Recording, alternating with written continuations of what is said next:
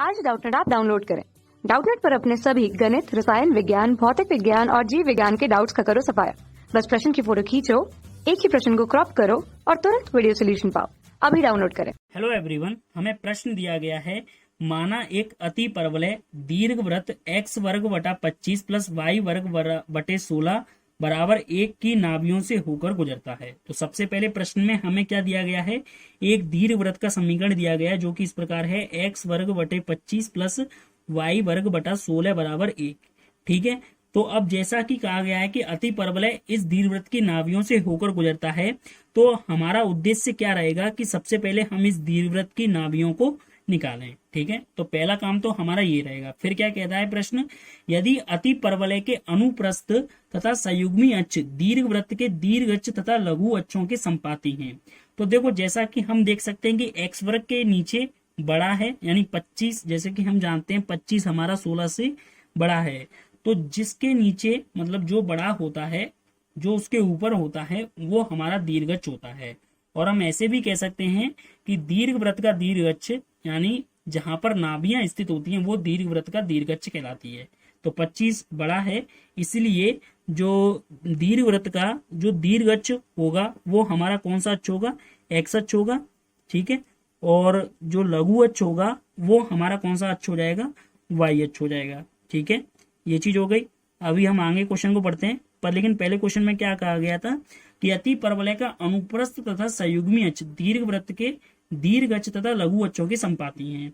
यानी जो अति परवलय है उसका जो अनुप्रस्थ अक्ष है वो एक्स अक्ष है और जो संयुग्मी अक्ष है वो वाई अक्ष है। फिर इन्होंने कहा है कि तथा दिए गए दीर्घवृत्त तथा अति परवलय की उत्केंद्रता का गुणनफल 1 है, तब अति परवलय का समीकरण, नाभि एवं शीर्ष ज्ञात करें। तो देखो, सबसे पहला हमारा उद्देश्य क्या है कि हम अति परवलय की नाभि निकालें। तो जैसा कि हम दीर्घवृत्त का सबसे पहला हमारा उद्देश्य क्या है, दीर्घवृत्त की नाभि निकालें, अति परवलय की नहीं, क्योंकि हमें समीकरण दीर्घवृत्त का दिया गया है। तो जैसा कि हम जानते हैं दीर्घवृत्त का व्यापक समीकरण क्या होता है, एक्स वर्ग बटा ए वर्ग प्लस वाई वर्ग बटा बी वर्ग बराबर 1। अब जैसा कि हम देख सकते हैं कि यहाँ पर हमारा ए वर्ग बी वर्ग से बड़ा है, तो पहले हम इसकी उत्केंद्रता निकालेंगे। इसके लिए सूत्र होता है बी वर्ग बराबर ए वर्ग 1 माइनस ई वर्ग। ई यहाँ पर क्या है, इसकी उत्केंद्रता है, किसकी, दीर्घवृत्त की उत्केंद्रता। ठीक है, तो पहले हम दीर्घवृत्त की उत्केंद्रता को निकाल लेते हैं। तो देखो, 16 बटा 25 इक्वल टू 1 माइनस ई वर्ग, तो यहाँ से ई वर्ग का मान आ जाएगा 9 बटा 25। अब चूंकि दीर्घवृत्त की उत्केंद्रता सदैव 0 से 1 के बीच में ही होती है, ऐसा नहीं होता कि कभी ऋणात्मक हो जाए, इसलिए ई का मान आ जाएगा यहाँ से 3 बटा 5। और चूंकि ये ई का मान आ गया तो हम आसानी से ई का मान यहाँ पर कितना है, 3 बटा 5।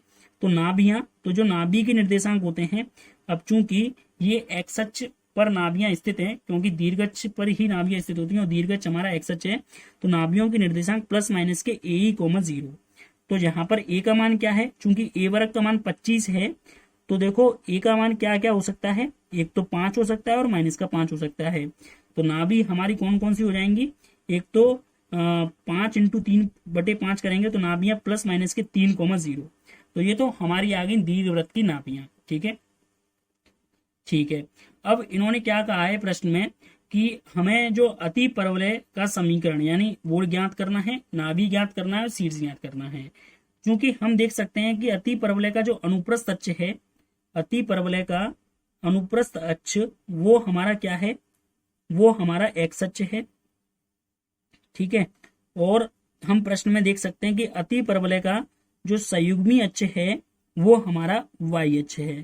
ठीक है, तो यहां से हम अति परवलय का एक समीकरण लिख सकते हैं जो कि इस प्रकार होगा, एक्स वर्ग बटा ए वर्ग माइनस वाई वर्ग बटा बी वर्ग बराबर 1।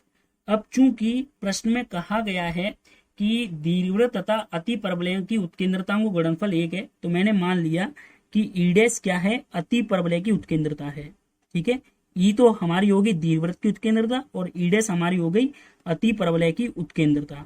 ठीक है, तो यहां से क्या होगा कि हमें दिया गया है ई इंटू ई डैश का मान 1। अब चूंकि ई का मान कितना है, ये हमने निकाला था 3 बटा 5, तो ई डैश का मान कितना आ जाएगा, 5 बटा 3। और प्रश्न में ये भी कहा था कि जो अति परवलय है वो दीर्घवृत्त की नाभियों से होकर गुजरता है, तो x की जगह हम ±3 रख देंगे और y की जगह 0 रख देंगे। तो हमें क्या मिलेगा, 9/a² बराबर 1, यानी a वर्ग का मान हमें 9 मिल जाएगा।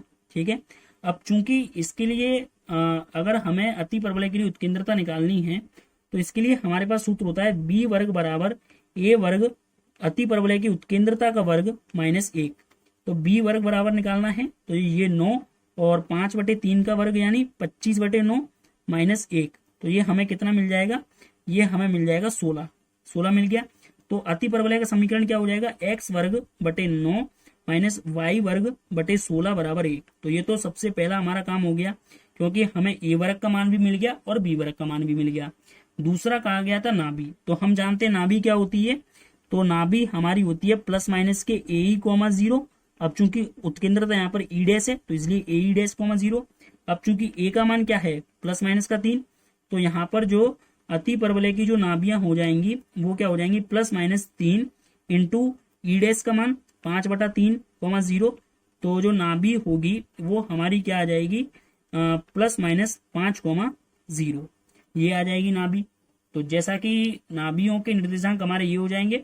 अब बात आती है सीड्स की, तो देखो सीड्स तो हम सीधा सीधा कह सकते हैं कि सीड्स तो हमारा क्या होगा, जैसे कि हम जानते हैं सीड्स हमारे एक तो a,0 होते हैं और एक -a,0 होता है।